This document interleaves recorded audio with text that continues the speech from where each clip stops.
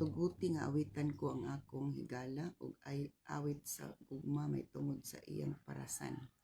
Ang akong higala nga may parasan kaniadto didto sa tabuno kaayo nga bungtod. Gibugwal niya kini gihawanan og sa mga bato ug gitamnan niya labing maayong paras. Unya nagtukod siya turi nga bantayanan ya sa taliwala niini ug gibutangan pagayod niya kini pagsanan sa ubas. Nagpaabot siya nga mamunga kini tamis nga ubas apan as luminuon ang bunga niini. Busa miingon siya, o mga lumulupyo sa Jerusalem o katawan sa Juda, hukmi ako ninyo ug ang akong parasan.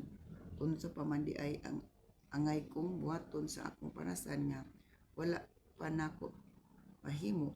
Nagpaabot ako nga mamunga kini tamis apan as luminuon ang bunga niini. Ang Dios magapanalangin siyang pulong. Okay. Ang heading aning Isaiah chapter 5 is about the vineyard of the Lord destroyed. Ang parasan sa Ginoo iyang gilaglag. Okay, kay naa siya nakita nga dili maayo human niya gibuhat ang maayong mga pamaagi sa iyang parasan. So harana pa siya, nagkanta pa siya. Sa tuguti nga awitan ko ang akong higala. Now I will sing for the one I love, a song about his vineyard. So nag-awit siya, nag-awit siya sa kalipay sa iyang parasan. Kay nahuman na niya himo ang iyang angay himuon, ang akong higala nga may parasan kaniadto dito sa tabuno kaayo nga bungtod. So gisay-isay niya nga naa siya'y palangga. Higalad battery sa palangga, my beloved had a vineyard. Naa siya'y ang akong palangga, pinalangga, naa siya'y parasan diya sa tabunok nga bungtod. Iya kining gidaro, iluan, gibutangan niya kini og kining ali matud pa og nagtukod siyang turi nga bantayan diya sa taliwala niini og gibutangan pagad niya kini pagsanan sa ubas. Nagpaabot siya nga munga kini tamis nga ubas apan as luminuon ang bunga niini. So naa siya expectation sa iyang parasan. Human niya gibuhat ang tanan, isip nga ang iya sa parasan, kay iba gibuhat ang tanan, nag-expect siya og bunga nga tamis. O tamis ang bunga. So na ay gidahom in taon niya sa iyang paghago, na siya gidahom nga makaani siya maayo.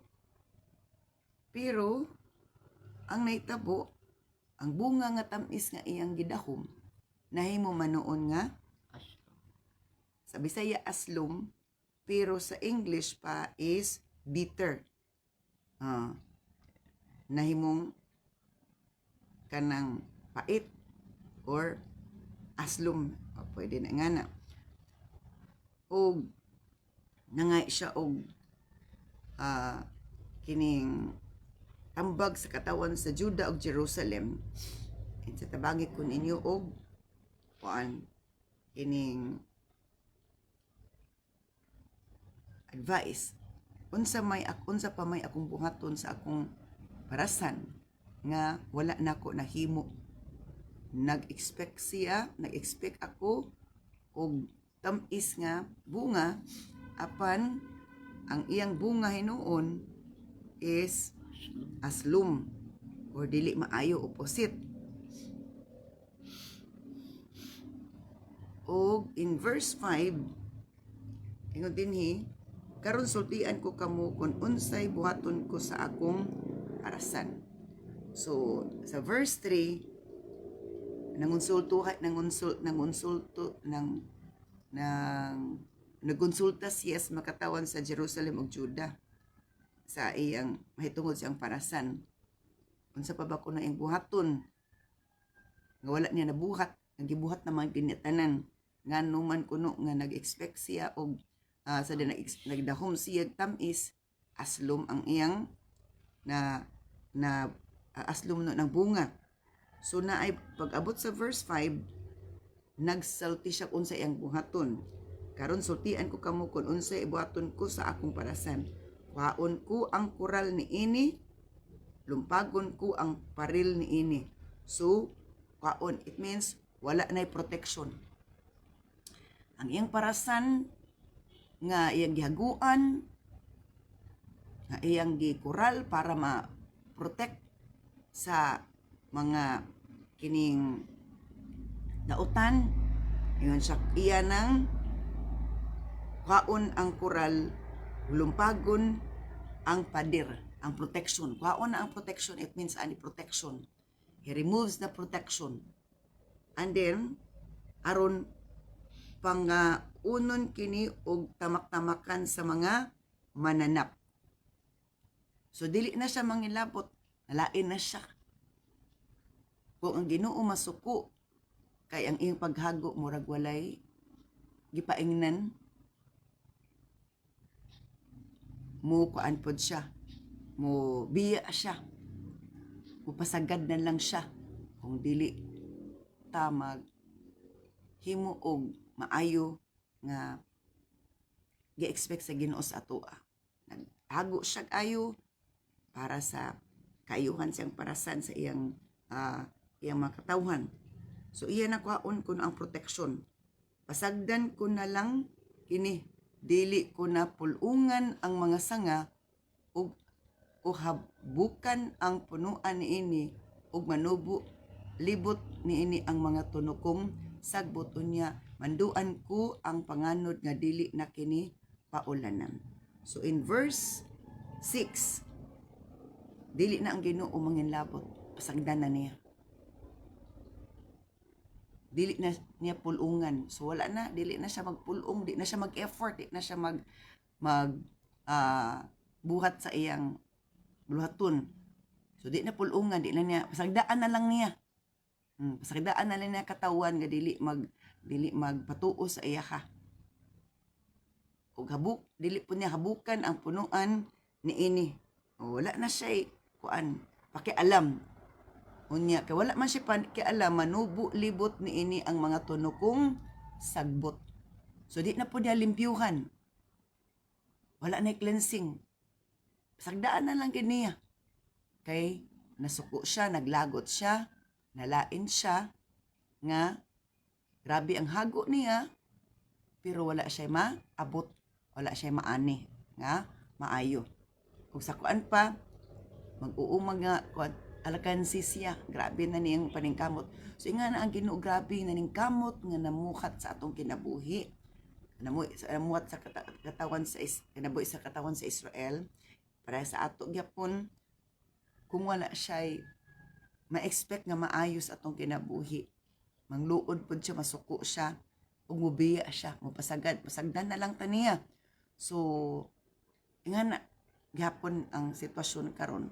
The same God kaniadto ug karon ug sa umaabot ang atong alagaran nga kung iya nang nahimo sa katawan sa Israel, nga iya na lang gipasagdan kay wala gyapon maayo nga na kita niya sa ilaha. Ingana gyapon karon dili talabaw sa Israel, dili ta mag-abusar matud pa sa Book of Romans nga iya man gani ang gidisiplina ang katawan sa Israel, kinsa bata dili po niya disiplinahon. So dili ta mag-abusar nga maayo ang dagan sa atong kinabuhi, di na lang ta mangalaga, di na lang ta magtarong og mabuhat sa atong Christian duties or godly duties that God has taught us. Okay, so iyang kuhaon na niyang protection, dili na siya magpulong, dili na siya mo disiplina, matud pa og manubo palibot niini ang mga tunokong sagbot. So likusan na ang parasan, likusan na, wala ni protection. ug manduan ko ang panganod nga dili na kini paulanon. So unsa man unfruitful na dayon. Di na malambuon, dili na magmabungahon. Sumuon na nga moabot gayud ang panahon nga ang atong pag-abusar sa walay pag-respond sa gihimo sa Ginoo sa atong kinabuhi, kita ragapoy alkansi. Kita ragapon ang muani sa atong gibuhat nga di maayo nga ang Ginoo nagtudlo nato pero wala nato gibali-bali. Ang parasan sa Ginoo nga labing gamahanan mao ang Israel. So isa-isay na kinsa ipasabot ana ang katawan di sa Israel ug ang katawan sa Juda mao ang iyang pinanggang tanom. So pinangga daw tanom utong sa katawan sa Juda. Nangita siya gustisya apan nakaplagan niya mao ang pinatyanay. Nangita siya katarong apan nakaplagan niya hilak sa kaguol. So dili day maayo, dili malipa ang Ginoo nga walay hustisya. Walay hustisya, nagpinatyanay hinuon, naginunayay, nagdinautay, dili malipay ang Ginoo nga ingana ang atong kahimtang, ingana ay makita masudong. Kay dili gina ikalipay ni bisan kinsang tarong og huna-huna, tarong og kasing-kasing. So ingana ang nahitabo, wala ang Ginoo na lipay sa inakita sa katawan sa Israel gitudloan nig maayo, apan dili maayo ang ilang gibuhat. Dili maayo ang ilang gibuhat. Nangita siya gustisya apan nakaplagan niya mao ang pinatyanay. Nangita siya katarong apan nakaplagan niya nga hilak og kaguol. So ingana gayud ang nahitabo. Nga ani nga istorya sa Bible sa Isaiah chapter 5, grabe ang effort ni Lord. Unya kaping pagtudlo niya, pag-atiman niya,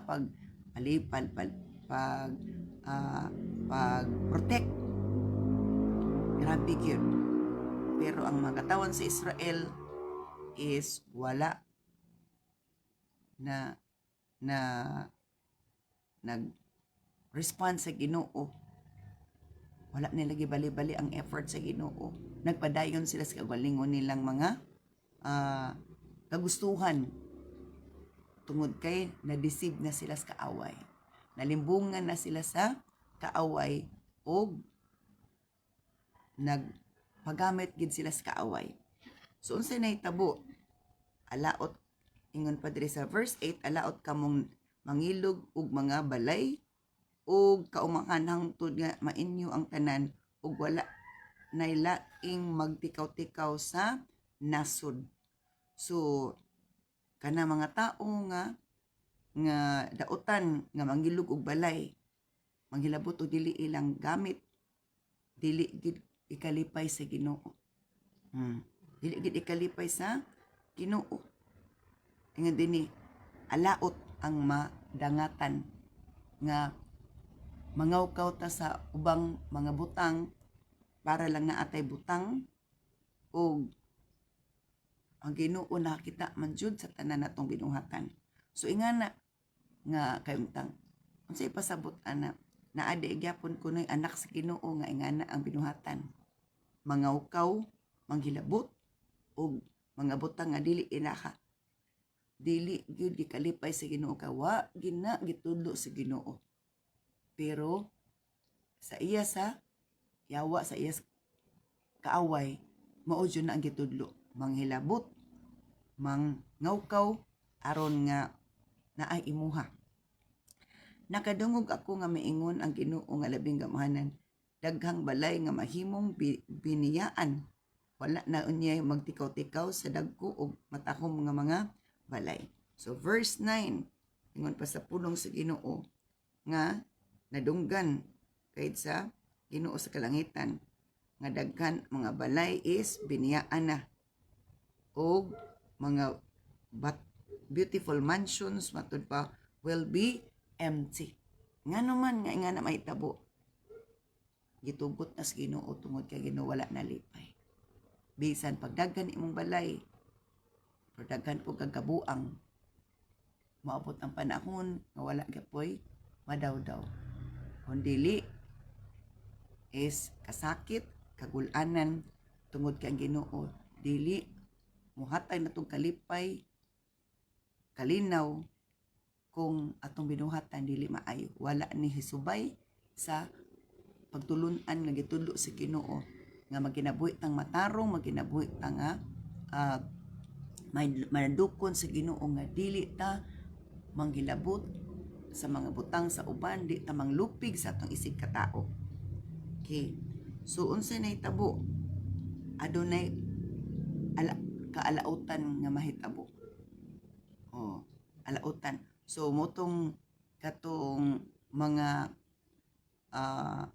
sampinit nga mo libot, mo likos sa parasan. So muna likusan na sila sa tunok, likusan na sila sa kanang dili maayo. Muna nga dili na pud mabungahon ang ilang buhat. So daghang balay biniyaan, daghang balay nga wala na magtikaw-tikaw because ang Ginoo wala na lipay. Ang verse 10, kay ang napulo ka ektarya nga parasan muani lamang og 5 ka galon nga bino ug ang napulo ka gantang nga binhi muani lamang og 1 ka gantang. So muna walay panalangin nga mo dangat nga madagayaon, nihit kaysanan as in alkansi. O kay ang napulo ka ektarya nga parasan muani lamang 5 ka galon nga bino, alkansi jud. Dili makabawi, perdeng alkansiya. Kung ang Ginoo mobiya nato, mopasagad nato, kay nasuko na siya. Ang atong paghago nga grabe, mo resulta walay pulos. Murag nakabalos ang Ginoo ani. Hago siya ayo, nagago siya. Wala din siya na daw. So ingana, once gani nga naana ingana nga sitwasyon, alarming na kinahanglan nga mo kuan kita sa Ginoo mo balik sa Ginoo, mag-humble down, mag-recover sa atong kakulangon. Imagine ang isa ka napulo ka ektarya muani nila mag 5 ka galon nga bino. Perting alkansiha. Perting alkansiha. Ang napulo ka gantang nga binhi muani nila mag 1 ka gantang. Napulo ka gantang gi pugas, isa ra ka gantang ang anihon. So grabe ka alkansi. Di ra gid kabawi. Tungod kay ang Ginoo ni bawi. Wala ka bawi kay ang Ginoo ni bawi kay wala sila kadlok sa Ginoo. Nagtuman sila sa ilang kaugalingon nga mga kagustuhan, binuhatan. Gipasagdan sila sa Ginoo kay di naman gid sila patuo. So ingan daghan gyapon na karon nga mga kaimtang, daghan klase nga mga katawhan nga bisa unsaon na to paningkamot ko ang Ginoo dili wala man lipay. Grabing paghago sa itong mga kamot, pero wala gid japoy ayo ang dangatan. So ingon dinhi sa verse 11, alaot kamong musayo pagbangon sa buntag aron makainom sa isog nga ilimnon ug kamong magtukaw sa lawom nga gabion angtod nga mga hubog. So unsa kinsa may giingnan ani katawan sa Israel, banay sa kuan kining mga anak sa Ginoo nga mosayo kuno sila bangon aron makainom hangtod na moabot ang kagabion nga mga hubog na sila. So suat na bisan karon nga panahon na ay mga madunggan nga na ang klase nga Christian nga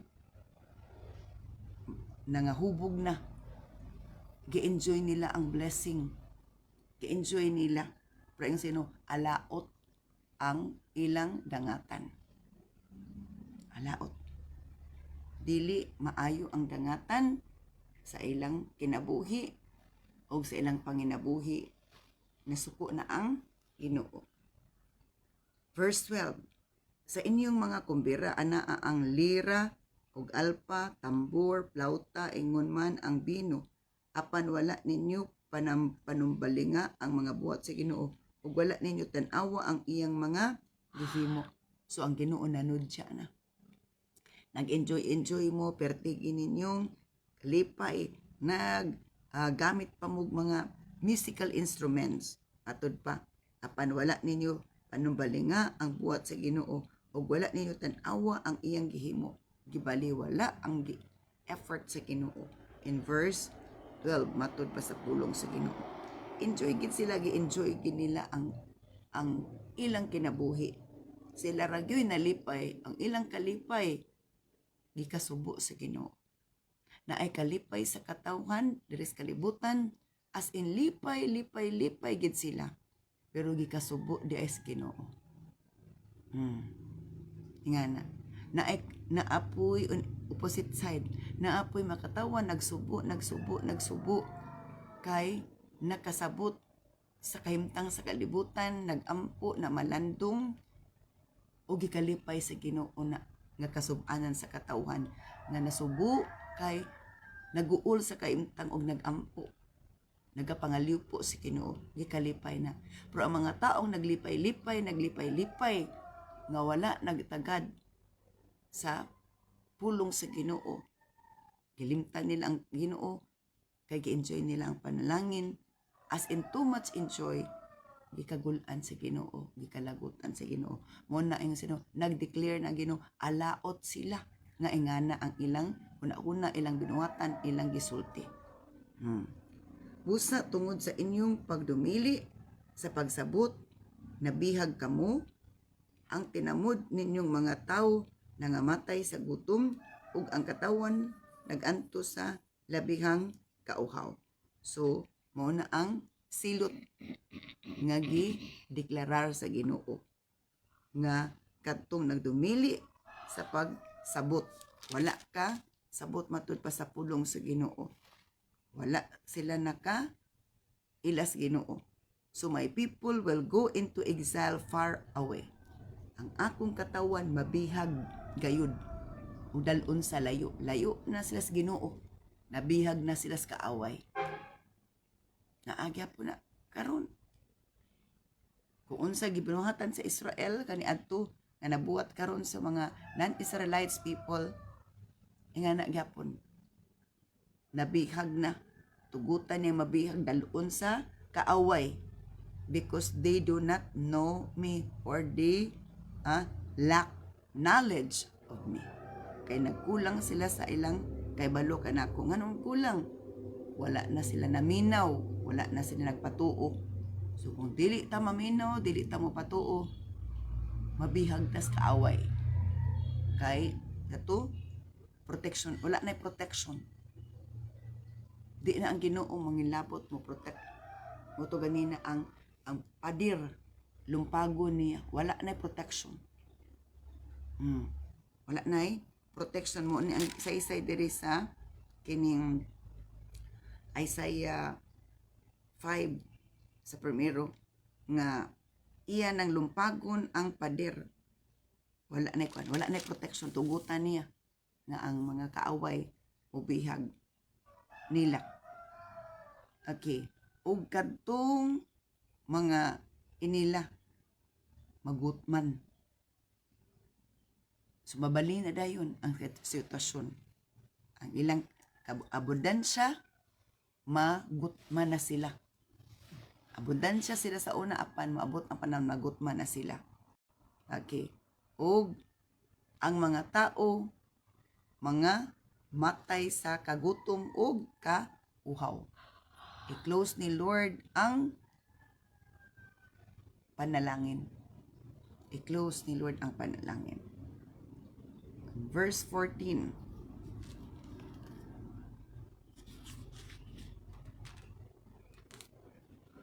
busa nagpahinumdum, naghinam-hinam ang syul nga mulamoy og minganga kini pag-ayo. Lamyo niini ang mga pangulo sa Jerusalem og mga lumulupyo ug ang naghudyaka nga katawan niini. So may tungod kini sa judgment nga ang syul naghinam-hinam na kuno nga mulamoy ug minganga kini pag-ayo. Ang ilang destination, ang ilang paingnan sa ilang kalag, matud pa isay-isay na unsay dangatan, naginamhinam na ang syul ug sa to pa ang impierno. Lamyon niini ang mga pangulo sa Jerusalem ug mga lumulupyo ug ang nagudyaka nga katauhan niini. Ang ilang destinasyon sa ilang kinabuhi, sa ilang kalag is lamyon sila sa syul. Luoy. Ang tanan maulawan og ang garbo sa mapaitas-on putlon. Kay putlon sa Ginoo ang paghudyaka ilang garbo, putlon. Na ay katapusan ang tanang tawhanong kalipay nga atong himo sa kalibutan nga wala na himuot ang Ginoo. Kung panalanginan ta, mudot-dot gyapon tag-ayos Ginoo, dili kay mopalayo na sa Ginoo kay ang panalangin na atong gi-focus. Sumaulawan ang garbo, ang naay garbo ug mapaitas-on. Apan ang Ginoo nga labing gamanan pasidunggan tungod sa iyang hukom ug ipaila sa balaan nga Dios ang iyang pagkabalaan pinaagi sa iyang hustisya. So nagpadayag na nga ibayaw ang Ginoo matud pa tungod kay siya balaan nga Dios ug matarong nga atong alagaran. Unya ang nating karnero ug ang mga nating kanding manibsib diya sa nagunob nga mga syudad on. Lahi na pud na napoy positive diri. Unya ang mga nating karnero ug ang mga nating kanding manibsib diya sa nagunob nga syudad. So ang mga daotan napukan, apan ang mga matarong nga mga anak sa Ginoo nga nati nga kanding nating kanding ug karnero is manabsab kuno, manibsib sa nagunob nga syudad. Pagpukan sa daotan, ang matarong maopoy pag rise, pag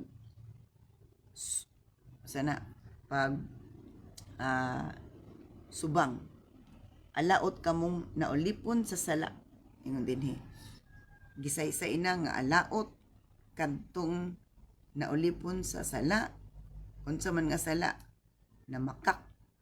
Atod pa nga ilang kuan gyud ang sa kasalanan ila gayud nga gi-enjoy ang mga kabuang nila, ilang mga pagmamakak, ang ilang mga pagbuhat og daotan. Laot. Muna ikatulo nga kalaotan diri sa Isaiah chapter 5 in verse 19. Ug muingon ipahuman pagdali sa Ginoo ang iyang laraw aron ato kining makita. Ipatuman ang tuyo sa balaang Dios sa Israel aron makita nato ang iyang plano. So ingon pagid sila sa ipahuman aron ipadayag na sa Ginoo ang iyang gusto, iyang plano aron makita. I-challenge pagid nila ang Ginoo. Ingana na sila kawalay batasan. Wala na sila pagtakod sa Ginoo. So unsay pasabot ana? Ang mga tao nga grabe na gid ang paglimbong sa kaaway. Di na gid mutahod. Di magani mutahod og Ginoo, how much mo mutahod pag ginikanan, mutahod pag alagad sa Ginoo, mutahod pag nabisan kinsa. Ingana. So, kuyaw. Muna nga isa nga timailhan nga naapang Ginoo nato kabalo ta mutahod sa ngay natong tahuron. Once nga wala na tay pagtahod, nagpadayag na nga dili na gina Espiritu Ginoo sa ato ang naa sa atoa. Og ang padayag sa Ginoo kaalautan ang nagpaabot nato kung ingana ta. Apan kung opposite ana, dili kaalautan kun dili panalangin. So ingana nga dili gid maayo. Verse 20, alaot kamong nagtawag sa dautan ug maayo ug sa maayo nga dautan ug naghimo sa kangitngit kakahayag ug sa kahayag nga kangitngit ug naghimo sa pait nga tamis ug sa tamis nga pait. So dayag diri nga alaot ang mga tao nga giisip nilang maayo ang dautan. Ang dautan mooy ang maayo gipakadautan, ang dautan gipaka-maayo. Ang kahayag is murag himong gingit-ngit, ang kangit-ngit himo nilang kahayag. So gipali nila alaot ang dangatan sa maong asing mga katauhan. Verse 21, alaot kamong nag-isip sa inyo kagalingon nga mga palamon og nagtuo nga kamo abtik. Sa isay pud nga alaot katong nag-isip nga maalamon sila kagalingon. Apan atubangan sa Ginoo, walay pulos ilang kaalam, kay kung kita maalamon nagikan sa Ginoo is magtakol unta ta, maghandlok unta ta sa Ginoo. Apan kung maalamon ta sa kalibutan nga kaalam nga nagbinaro ta ng lautan ta, atubangan sa Ginoo, dili tabulahan kung dili alaot ang iyang deklarasyon. In verse 20, alaot kamo nag-isip sa inyong kagalingon nga mga maalamon o manatana. Alaot kamong mga hawod sa inom, verse 22. Og dili mo musibog kun hagitog inom. Alaot kuno tong hawod sa inom og dili musibog kung hagitog inom kay ipakin nga ligon garbo nagpasigarbo nga dili gyud mapildig inom. So ang gilang ipasigarbo sa kalibutan is nagdala sa ilang kaalautan. Again, ang nagpasigarbo sa mga butang ng kalibutan nga ingana sila ka strong, ingana sila ka maalamon. Ang nagpasigarbo sa kalibutan, alaot ang ilang gipaabot. Alaot ang giingon sa Ginoo. Ug in verse 23, ug kamong nagbuhi sa mga sad-an tungod sa suborno ug naghikaw sa mga inosente sa ilang katungod. Katong mga sad-an nga gibuhian kay naay suborno, alaot gyapon ng ilang dangatan. So ang tanang injustices, ang tanang dili matarong nga gibuhat sa tao, dili makatarunganon, na ay kaalautan ang dangatan, gideclare na nana. Sumahitabo dyan na siya, walay makaiskapo anak kakuan. O matud pa ang mga inosente gikawan sa ilang pagka-inosente kay wala lagi sila kwarta ikasuborno. Busa ingon nga sunugon sa kalayo ang dagami ug lamyon sa siga ang laya nga sagbot. Ang inyong gamot madunot ug makanaw lamang ang inyong bulak sama sa abog. Kay gisalikway maninyo ang balaod sa Ginoo nga labing gamhanan. So muo na ni ang final. Sunugon daw dagami daw sagbot ang mga katawhan kay gisalikway maninyo balaod sa Ginoo nga labing gamanan ug gitamay ang pulong sa balaang Dios sa Israel. Nagsalikway og nagtamay sa pulong sa Ginoo. Katong di na maminaw, nagsalikway, nagtamay, ana. Alaot ang dangatan. Apan katong naminaw ug nagdawat na malandong nakahinuklog, dili kaalaotan ang dangatan kundi kabulahanan. So naa sa atong respond ang dangatan sa atong karon ug ugma. Ang atong pagdumili sa matarong maayo mooy magatod natos kaalautan. Ingana ra siya. Ang atong right choice maganato right future, bright future. Busa mahalin busa nakaling ang kasuko sa Ginoo, nisilaob ang kasuko sa Ginoo batok sa iyang katauhan, ug gibakyaw niya ang iyang kamot aron sa pagsilot kanila.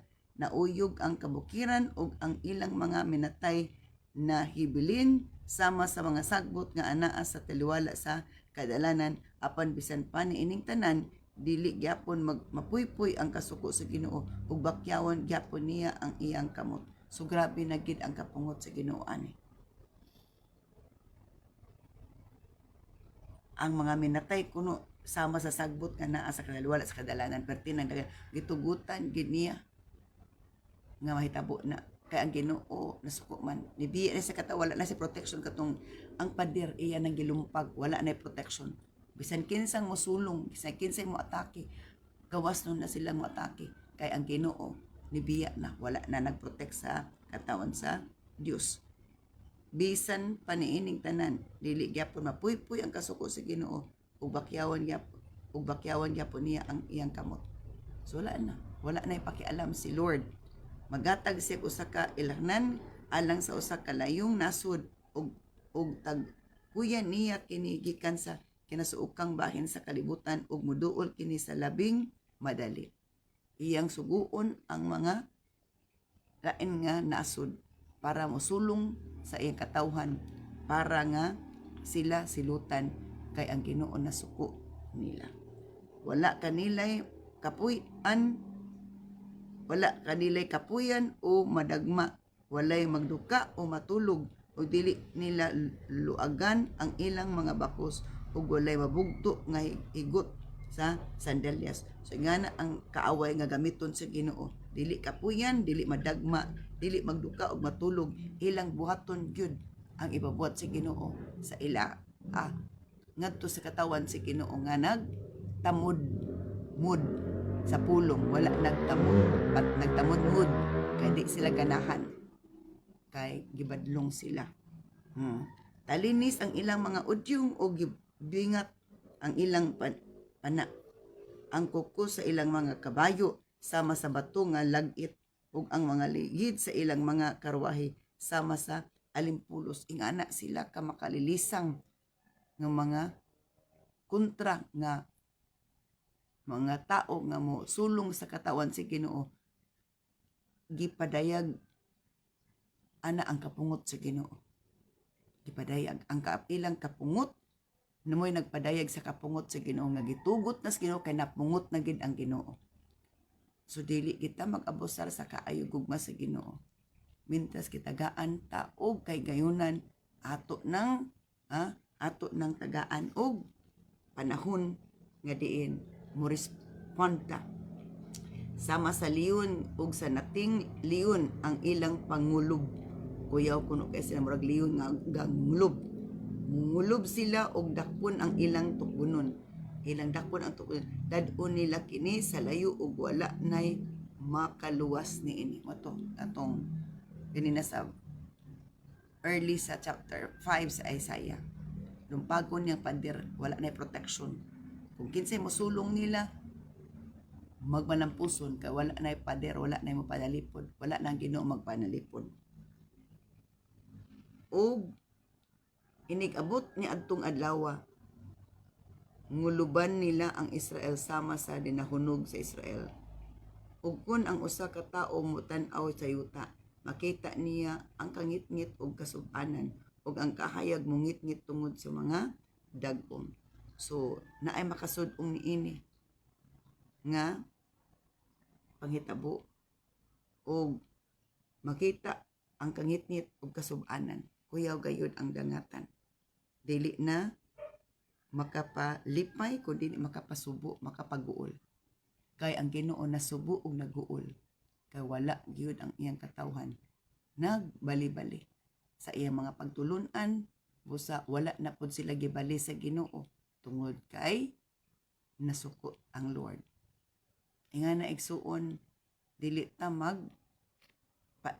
isigulaki, dili ta parelax nga diyang gipanalanginan na ta, dili ta hinakog nga ang hinaguan sa uban ato nga pahimuslan. dili ta mag violente, dili ta murag si kinsa kay masuko si Lord. Kung si Lord masuko, wala gid tay mahimo kung dili